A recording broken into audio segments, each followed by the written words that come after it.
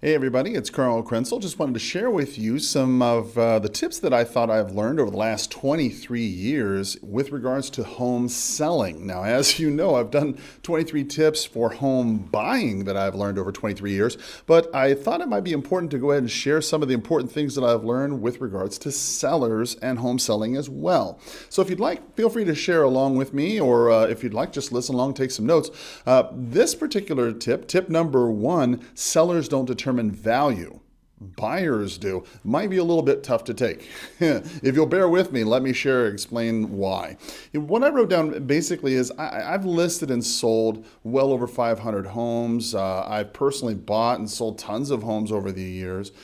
And one of the biggest things I've learned as a shocker, if you will, is that unfortunately sellers do not determine value.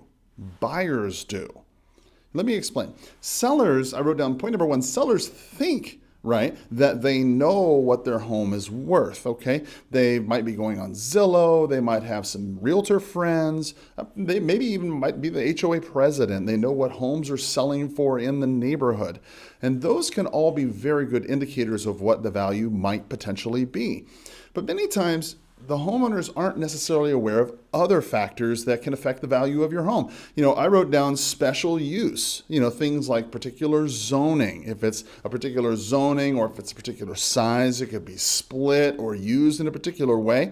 A homeowner may not necessarily know that, and that could bring extra value to the property. The other thing I wrote down is regional or local pressures. For example, here in Tucson, we have the Raytheon plant.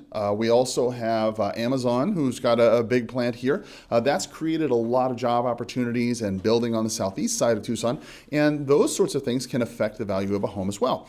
I also wrote down point number two, buyers have bought in the area make a majority of the comparable sales. I mean, when you think about it, when you are a homeowner, or if you're an agent perhaps talking to a homeowner, most of the time you ask them, well, how do they determine the value of their home? They'll say, well, gosh, I got some comps in the area. And the funny thing about comps is comps and comparable sales are buyers that have recently purchased properties in the neighborhood that were recently for sale, and for various reasons they've closed. Now, it could be within 30 days or 60 days, maybe even 6 months. But many times, those comparables themselves are somewhat suspect. I mean, if you've been a realtor for longer than a day, you know it's difficult sometimes to come up with an accurate value for a property. So just imagine being a homeowner without access to the multiple listing service, without knowing what home buyers are actually buying, not knowing what your competition is like, it can be very difficult for you to figure out precisely where you need to be in the hierarchy of homes. Because remember, this is essentially a price war, right? In a beauty contest. The best looking home with the lowest price is going to be the next home that wins, is the one that gets the contract. I wrote down, the faster you get to the accurate value, the better. Right? Any multiple listing service will tell you this. You're going to get your highest value in your first 90 days.